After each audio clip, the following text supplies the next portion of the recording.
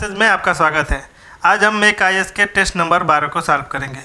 यह पॉलिटी का आखिरी टेस्ट है। आइए देखते हैं पहला प्रश्न। देखिए पहला प्रश्न क्या कह रहा है, भारत निर्वाचन आयोग के अनुसार निम्नलिखित में से कौन सी शर्तें या शर्त किसी दल को राष्ट्रीय दल के रूप में मान्यता देने के लिए आवश्यक है। पहला ऑप्शन है, यदि वह लोकसभा या विधानसभा के आम चुनाव में किन्हीं 4 या अधिक राज्यों में डाले गए वैध मतों का 6% प्राप्त करता है और इसके अलावा वह राज्य या राज्यों के लोकसभा में से 4 सीटें जीतता है, तो क्या हो जाएगा, वो राष्ट्रीय दल का मान्यता प्राप्त होने के लिए अर्ह है, मतलब एलिजिबल है। यदि वह आम चुनाव में लोकसभा में 2% सीटें जीतता है और यह उम्मीदवार 3 राज्यों से चुने जाते हैं, तो दूसरा वाला भी क्या है, सही है। इन दोनों में से किसी एक को फॉलो करता है तो क्या हो जाएगा, एलिजिबल है वो।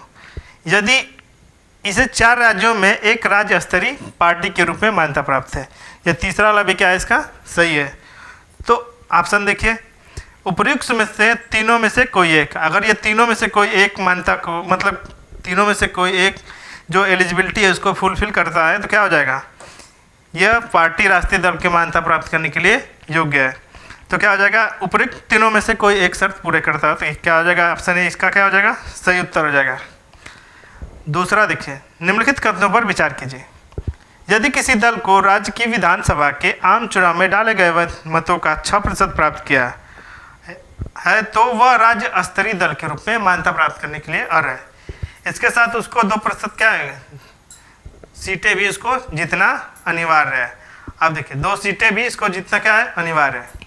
तो पहला वाला क्या हो जाएगा, गलत हो जाएगा। दूसरा देखिए, किसी भी राजनीतिक दल के लिए राज्य स्तरीय दलों की श्रेणी में बने रहने हेतु यह आवश्यक है कि वह आगामी चुनाव में भी संबंधित अर्हताओं को पूरा करे। तो दूसरा वाला क्या है, इसका सही है। तो केवल 2 इसका क्या हो जाएगा, सही उत्तर हो जाएगा। दूसरा का केवल 2 सही उत्तर हो जाएगा। तीसरा देखिए, तीसरा में जनप्रतिनिधित्व अधिनियम 1951 के संदर्भ में निम्नलिखित कथनों पर विचार कीजिए। यह चुनाव और उपचुनाव के वास्तविक संचालन को नियंत्रित करता है। तो पहला इसका कथन क्या है, सही है। इसमें चुनाव से उत्पन्न संदेहों और विवादों को निपटान की प्रक्रिया निर्धारित की गई है, तो ये क्या है, दूसरा वाला भी क्या है, सही है। तो 1 व 2 इसके क्या हो जाएंगे, सही उत्तर हो जाएंगे। अब देखिए चौथा प्रश्न, भारत निर्वाचन आयोग के संदर्भ में निम्नलिखित कथनों पर विचार कीजिए। इसका राज्यों में पंचायतों और नगर पालिका के चुनाव से कोई सरोकार नहीं है, कोई सरोकार नहीं है। यह कथन क्या है, बिल्कुल सही है।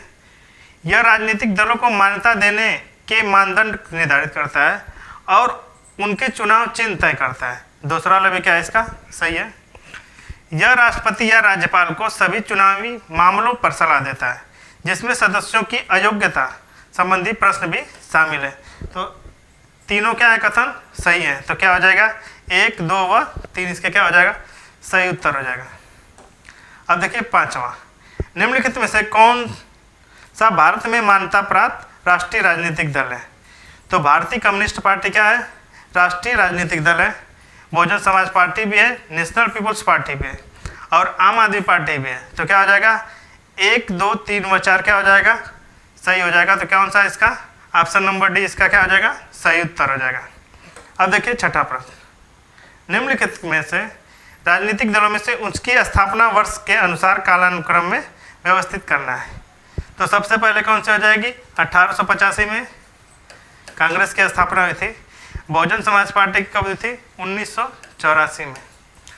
और भारतीय जनता पार्टी की 1980 में और आम आदमी पार्टी की 2012 में। तो कौन सा हो जाएगा, 85 वाला पहले, फिर उसके बाद 80। तो 1, 3, 2, 4, 1, 3, 2, 4। तो 1, 3, 2, 4 इसका क्या हो जाएगा, सही उत्तर। छठा का बी। अब देखिए 7वां नंबर प्रश्न, सूची 1 राजनीतिक दल और गठन वर्ष क्या करना है, सुमेलित करना है। तो तेलुगु देशम पार्टी को सुमेलित करना है किससे, तो पहले का क्या हो जाएगा, 1982 में इसको बनाया गया था। और समाजवादी पार्टी को थे 1992 में। और शिरोमणि अकाली दल कब बनी थी, 1920 में। और ऑल इंडिया फॉरवर्ड ब्लॉक कब बना था, 1939 में। तो कौन सा हो जाएगा? 1 का 3 बी का 2, 1 का 3 बी का 2 कौन सा है? ऑप्शन नंबर सी इसका क्या है? सही उत्तर हो जाएगा। अब देखिए 8वां नंबर प्रश्न। सूचीबद्ध क्षेत्रीय राजनीतिक दल और संबंधित क्षेत्र को मिलाना है। तो जनता दल सेक्युलर किससे संबंधित है? कर्नाटक और केरल से संबंधित है। और जनता दल यूनाइटेड किससे है? बिहार से संबंधित है। और पीपुल डेमोक्रेटिक फ्रंट किससे संबंधित है? मेघालय से संबंधित है। और यूनाइटेड पीपुल पार्टी लिबरल किससे है? ये असम से संबंधित है। तो क्या हो जाएगा? 1 का 3 बी का 4, 1 का 3 बी का 4 कहाँ है? 1 का 3 बी का 4, डी ऑप्शन क्या हो जाएगा? सही उत्तर हो जाएगा। अब देखिए 9वां प्रश्न। निम्नलिखित में से कौन सी बहुदलीय प्रणाली की प्रमुख विशेषताएं या विशेषताएं हैं? मतदाताओं को अत्यधिक स्वतंत्रता, ये क्या है? बहुदलीय प्रणाली की विशेषता है। मंत्रिमंडल की तानाशाही, ये क्या हो जाएगा? गलत है। शक्तिशाली विरोधी दल का अभाव, ये भी क्या है? सही है। सभी विचारधाराओं का व्यवस्थापिका में प्रतिनिधित्व, तो क्या हो जाएगा? 1, 3 व 4 इसका क्या हो जाएगा? सही हो जाएगा। तो 9वां का भी क्या हो जाएगा? सही उत्तर हो जाएगा। अब देखिए 10वां। निम्नलिखित में से किसने भारत में दल विहीन प्रजातंत्र का प्रस्ताव रखा था? तो दल विहीन प्रजातंत्र का प्रस्ताव JP नारायण ने, मतलब जयप्रकाश नारायण ने रखा था। तो 10वां का क्या हो जाएगा? सी सही उत्तर हो जाएगा। अब देखिए इसी प्रकार 11वां प्रश्न। 11वां प्रश्न, निम्नलिखित में से कौन सी मत प्रणाली अल्पसंख्यकों को उचित प्रतिनिधित्व सुनिश्चित करती है? तो सबसे पहले अनुपातिक प्रतिनिधित्व प्रणाली, सही है। सीमित मत प्रणाली, दूसरा वाला भी क्या है? सही है। पृथक निर्वाचन प्रणाली, तीसरा वाला भी क्या है? सही है। अब देखिए चौथा, सुरक्षित स्थान युक्त संयुक्त प्रणाली। तो चारों के चारों कथन क्या है इसके? सही है। तो इसका क्या हो जाएगा? 1, 2, 3 व 4। अब देखिए ऑप्शन ए इसका क्या हो गया? सही हो जाएगा। अब देखिए 12वां प्रश्न। जनप्रतिनिधित्व अधिनियम 1950 के संदर्भ में निम्नलिखित कथनों पर विचार कीजिए। यह निर्वाचन क्षेत्र के परिसीमन की प्रक्रिया के लिए निर्धारित करता है। तो एक पहला वाला क्या है? इसका सही हो जाएगा। अब देखिए दूसरा क्या है? यह चुनाव और उपचुनाव के वास्तविक संचालन को नियंत्रित करता है। तो दूसरा वाला इसका क्या हो जाएगा? ये गलत हो जाएगा। तो केवल एक इसका क्या है? सही उत्तर है। केवल एक इसका 12 का डी इसका क्या हो जाएगा? सही उत्तर हो जाएगा। जो ये दूसरा वाला है ये 1951 के जनप्रतिनिधित्व अधिनियम के द्वारा सम्मिलित है। तो अब देखिए 13वां प्रश्न। 13वां क्या है? इसको कालानुक्रम में व्यवस्थित करना है। तो सबसे पहले देखिए 13 नंबर में सबसे पहले हो जाएगी दिनेश गोस्वामी समिति, दिनेश गोस्वामी समिति। अब देखिए ये कब बनी थी? 1990 में। और उसके बाद वोहरा समिति कब बनी थी? ये 93 में। और उसके पश्चात इंद्रजीत गुप्ता समिति 1998 में। और उसके पश्चात 2010 में तनख्वाह समिति बनी थी, 2010 में तनख्वाह समिति। तो ये चारों क्या है? क्रमवाइज खुद ही सुमेलित हैं। तो इसका क्या हो जाएगा? 1, 2, 3 व 4 क्या हो जाएगा? इसका सही हो जाएगा। 13 का सी आंसर सही हो जाएगा। अब देखिए 14वां प्रश्न। मतदाता निरीक्षण पेपर ऑडिट ट्रायल अर्थात वीवीपैट के संदर्भ में निम्नलिखित कथनों पर विचार कीजिए। यह उपकरण वोट डाले जाने की पुष्टि करता है। तो पहला कथन क्या है? सही है। इसका सबसे पहले प्रयोग 2019 के लोकसभा निर्वाचन में किया गया था। तो पहला लगेगा आ जाएगा, गलत हो जाएगा। यह मेघालय के चुनाव में किया गया था। तो क्या हो जाएगा? केवल एक इसका क्या हो जाएगा? सही उत्तर हो जाएगा। अब देखिए 15 नंबर सवाल। ये मेघालय नहीं, नागालैंड के चुनाव में किया गया था। 14वां क्या हो जाएगा? नागालैंड के चुनाव में किया गया था, नागालैंड के चुनाव में। अब देखिए 15 नंबर सवाल। चुनाव सुधार से संबंधित तारकुंडे समिति के संदर्भ में निम्नलिखित कथनों पर विचार कीजिए। 15वां का चुनाव सुधार संबंधित तारकुंडे समिति के संदर्भ में निम्नलिखित कथनों पर विचार कीजिए। इसे वयस्क मताधिकार की आयु को 21 वर्ष से 18 वर्ष करने की सिफारिश की। तो पहला कथन क्या हो जाएगा? बिल्कुल सही है। इसने बूथ कैप्चरिंग तथा बोगस वोटिंग जैसी समस्याओं हेतु विस्तृत समाधान प्रस्तुत किया था। दूसरा वाला क्या आ गया? गलत हो जाएगा। इसको किसने कहा था? दिनेश गोस्वामी समिति ने। तो दूसरा वाला क्या हो जाएगा? गलत हो जाएगा। तो केवल एक इसका क्या है? सही उत्तर है। अब देखिए 16वां नंबर पर कथन व कारण से संबंधित है। कथन है, वर्तमान में दबाव समूह को लोकतांत्रिक प्रक्रिया के लिए एक अनिवार्य सहायक तत्व माना जाता है। तो कथन क्या है? सही है। अब देखिए कारण क्या है। वर्तमान में समाज अत्यधिक जटिल हो गया है और लोग अपने दम पर अपने हितों को आगे नहीं बढ़ा सकते हैं। तो कारण भी क्या है इसका? सही है। तो ए और आर दोनों सत्य हैं और ए क्या है? सही। आर का सही स्पष्टीकरण है। तो सी इसका क्या हो जाएगा? सही उत्तर हो जाएगा। 17वां नंबर पर फिक्की के संदर्भ में निम्नलिखित कथनों पर विचार कीजिए। फिक्की के संदर्भ में निम्नलिखित कथनों पर विचार कीजिए। 17 का क्या? इसकी स्थापना 1957 में हुई थी। ये क्या हो जाएगा? पहला गलत है। 17 का ये गलत है। ये 1927 में की गई थी। अब देखिए, यह देश में उद्योग और वाणिज्य के विकास में उपयोगी आर्थिक और वैज्ञानिक अनुसंधानों को बढ़ावा देता है। तो इसका क्या हो जाएगा? दूसरा सही है। तो क्या हो जाएगा? केवल 2 इसका क्या हो जाएगा? सही उत्तर हो जाएगा।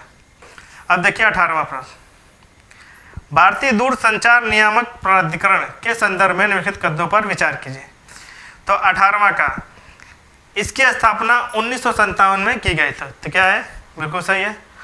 इसका मुख्यालय नई दिल्ली में स्थित है। तो दोनों कथन क्या है इसके? सही है। तो 1 व 2 इसका क्या हो जाएगा? सही उत्तर हो जाएगा। अब देखिए 19वां नंबर प्रश्न।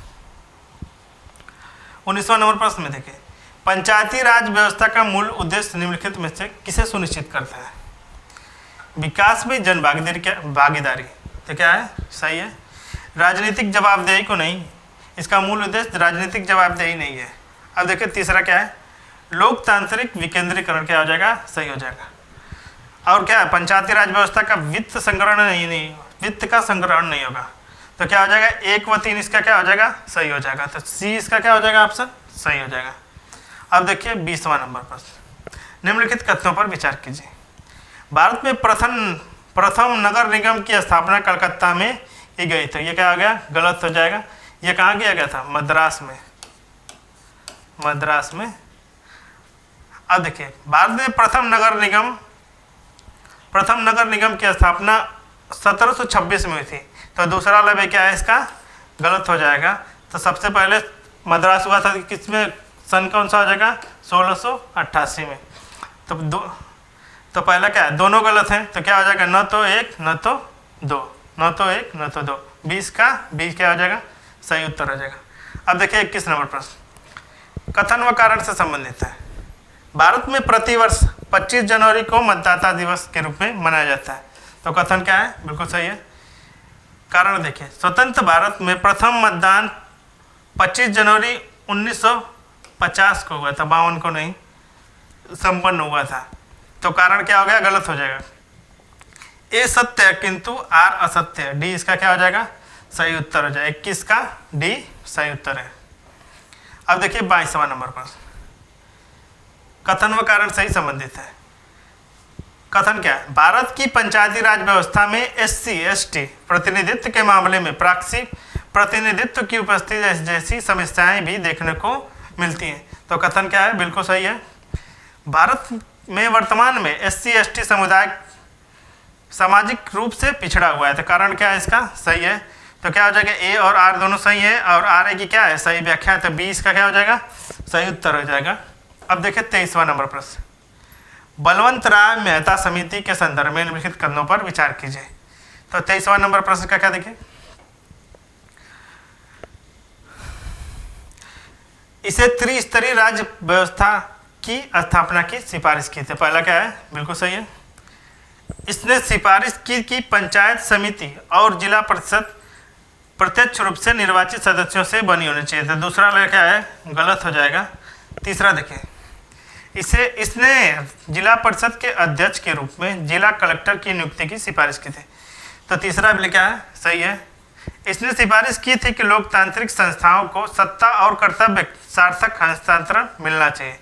कर्तव्य का सार्थक हस्तांतरण मिलना चाहिए। तो चौथा लाभ क्या है इसका, सही है। तो 1, 3, 4 इसके क्या हो जाएंगे, सही हो जाएंगे। तो उपयुक्त में से कितने कथन सही हैं, तो 3 कथन क्या है, सही है। अब देखिए 23 का सी इसका क्या हो जाएगा, सही हो जाएगा। अब देखिए 24वां,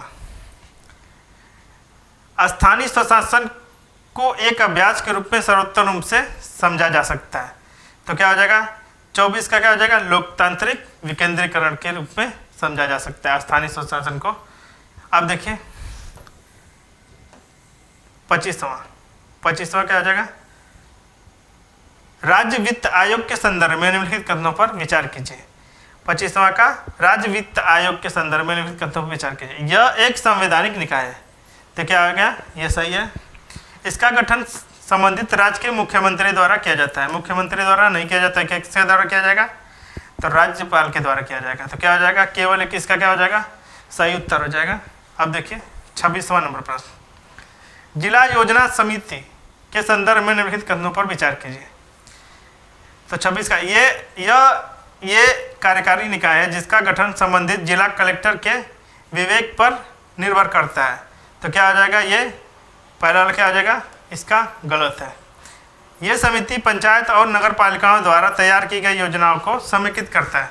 तो दूसरा कथन क्या है इसका, सही है। तो केवल 2 इसका क्या हो जाएगा, 26 का केवल 2 सही उत्तर हो जाएगा। अब देखिए 27वां नंबर प्रश्न, निम्नलिखित में से किसने भारत में स्थानीय स्वशासन का जनक माना जाता है। तो स्थानीय शासन का जनक किसका कहा जाता है, लॉर्ड रिपन को। लॉर्ड रिपन को स्थानीय शासन का जनक माना जाता है। इसे 1882 में स्थानीय स्वशासन की परिकल्पना दी थी। अब देखिए 28वां नंबर प्रश्न, पंचायती राज के संदर्भ में निम्नलिखित में से कौन सी सिफारिश या सिफारिशें अशोक मेहता समिति द्वारा की गई थी। तो पहला है, पंचायती राज को त्रिस्तरीय प्रणाली को 2 स्तरीय प्रणाली में प्रतिस्थापित किया जाना था। ये क्या था, अशोक मेहता समिति के द्वारा किया गया था। अब देखिए दूसरा, राज्य स्तर के नीचे लोकप्रिय पर्यवेक्षण के तहत विकेंद्रीकरण के लिए पंचायत समिति का पहला बिंदु होना चाहिए। तो दूसरा वाला क्या हो जाएगा, इसका गलत है। तीसरा देखिए क्या है, पंचायती राज संस्थाओं के पास अपने वित्तीय संसाधन जुटाने के लिए कराधान की अनिवार्य शक्ति होनी चाहिए। तो तीसरा भी किसका क्या है, सही है। पंचायती राज संस्थाओं को संवैधानिक मान्यता दी जाए। तो चौथा भी इसका क्या है, तो सही है। तो क्या हो जाएगा, 1, 3 व 4 इसके क्या हो जाएंगे, सही उत्तर हो जाएंगे। उत्तर का क्या हो जाएगा, सी। अब देखिए 29वां नंबर, 73वें संविधान संशोधन अधिनियम 1992 के संदर्भ में निम्नलिखित कथनों पर विचार कीजिए। तो क्या, यह अधिनियम तत्कालीन प्रधानमंत्री मोरारजी देसाई के कार्यकाल से प्रभावित हुआ था। तो मोरारजी देसाई नहीं थे, PV नरसिम्हा राव थे। तो पहला कथन वैसे ही गलत है।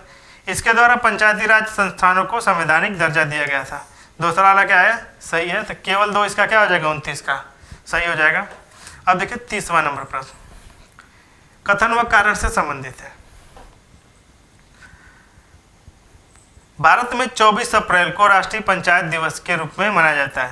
तो कथन क्या है, बिल्कुल सही है। 24 अप्रैल 1993 में 73वां संविधान संशोधन लागू किया गया था। तो कारण भी क्या है इसका, सही है। तो कथन व कारण क्या आ जाएंगे, दोनों सही है। और ए क्या है, आर का सही है, स्पष्टीकरण भी है, सी इसका क्या हो जाएगा, सही उत्तर हो जाएगा। अब देखिए 31 नंबर प्रश्न, निम्नलिखित कथनों पर विचार कीजिए। भारतीय संविधान के भाग 9 के अंतर्गत पंचायती राज व्यवस्था का प्रावधान किया गया। तो पहला कथन क्या है, सही है। भारतीय संविधान त्रिस्तरीय पंचायती राज व्यवस्था का प्रावधान करता है। तो 2 भी इसका क्या है, सही है। तो 31 का क्या हो जाएगा, 1 व 2, डी इसका क्या हो जाएगा, 31 का सही हो जाएगा। अब देखिए 32वां नंबर सवाल, भारत की पंचायती राज व्यवस्था के अंतर्गत सबसे निचले स्तर पर ग्राम पंचायत होते हैं। पहला क्या है इसका, सही है। ग्राम सभा में एक गांव अथवा छोटे छोटे कई गांव समस्त वयस्क नागरिक 18 वर्ष से ऊपर के सम्मिलित होते हैं। तो क्या हो जाएगा, दूसरा वाला भी क्या है, सही है।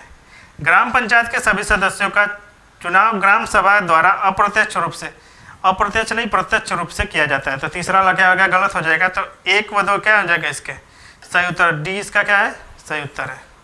अब देखिए 33 नंबर प्रश्न, जिला परिषद के संदर्भ में निम्नलिखित कथनों पर विचार कीजिए। भारत की पंचायती राज व्यवस्था के पद सोपान क्रम में यह शीर्षस्थ संस्था है, तो क्या है पहला, बिल्कुल सही है। अब देखिए, इसके अध्यक्ष एवं सदस्यों का निर्वाचन जनता द्वारा प्रत्यक्ष रूप से किया जाता है। दूसरा वाला क्या हो जाएगा, अप्रत्यक्ष रूप से किया जाता है। दूसरा क्या हो जाएगा, गलत हो जाएगा। तो केवल एक किसका क्या है, 33 का सही हो जाएगा। अब देखिए 34वां नंबर प्रश्न, निम्नलिखित में से किसका चुनाव जनता द्वारा प्रत्यक्ष रूप से किया जाता है, तो ग्राम पंचायत के सदस्यों का, बिल्कुल सही है। अब देखिए, मध्यवर्ती स्तर पर पंचायत के अध्यक्ष का, ये दूसरा वाला क्या हो गया, गलत हो गया। मध्यवर्ती स्तर पर पंचायत के सदस्य का, ठीक है, हो गया, ये बिल्कुल सही है। जिला पंचायत के सदस्य का, तो 1, 3 व 4 क्या हो जाएंगे, सही हो जाएंगे। तो सी इसका क्या हो जाएगा, सही उत्तर हो जाएगा। अब देखिए 34 का सी। अब देखिए 35वां का, निम्नलिखित कथनों पर विचार कीजिए। भारत में पंचायती राज व्यवस्था का कार्यकाल 5 वर्ष होता है, तो पहला वाला क्या है, बिल्कुल सही है। एक पंचायत जो समय पूर्व भंग होने पर पुनर्गठित हुई है, तो वह 5 वर्ष पूर्व निर्धारित की गई अवधि तक कार्यरत रहेगी। तो दूसरा वाला क्या हो गया, गलत हो जाएगा। यह कार्यरत नहीं रहेगी, तो क्या हो जाएगा, केवल एक इसका क्या हो जाएगा, सही उत्तर हो जाएगा। 35 का ए इसका केवल एक, मतलब कि ऑप्शन डी इसका क्या सही हो जाएगा। अब देखिए 36 नंबर सवाल, पेशा अधिनियम के संदर्भ में निम्नलिखित कथनों पर विचार कीजिए। इसे भूरिया समिति की सिफारिशों के आधार पर प्रस्तुत किया गया था। पहला वाला क्या है, इसका सही हो जाएगा। यह वर्ष 1886, 86 नहीं, ये 96 होता तो शायद जाता, सही हो जाता। तो दूसरा वाला गलत होगा, केवल एक इसका क्या हो जाएगा, 36 का सही हो जाएगा। अब देखिए 37वां नंबर प्रश्न, 74वें संविधान संशोधन अधिनियम 1992 के संदर्भ में निम्नलिखित कथनों पर विचार कीजिए। इस अधिनियम के द्वारा नगर पालिकाओं को संवैधानिक दर्जा प्रदान किया गया था, तो पहला कथन क्या है, सही है। अब देखिए दूसरा, इस अधिनियम के द्वारा भारतीय संविधान में 9A को जोड़ा गया था। दूसरा वाला भी क्या है, इसका सही है। तो 1 व 2 इसका क्या हो जाएगा, बी ऑप्शन सही हो जाएगा। 37 का बी सही हो जाएगा। अब देखिए 38वां नंबर, निम्नलिखित को कालानुक्रम में व्यवस्थित कीजिए।